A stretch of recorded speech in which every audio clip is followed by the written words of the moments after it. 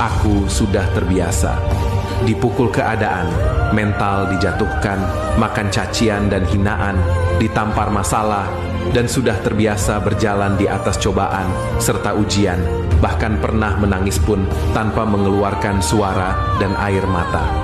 Hanya satu pintaku, ya Allah, jangan pernah Engkau cabut rasa sabarku yang Engkau tanam dalam hatiku, supaya tetap bisa menjadi hamba-Mu yang kuat, dan semoga sakitku, sedihku berganti bahagia.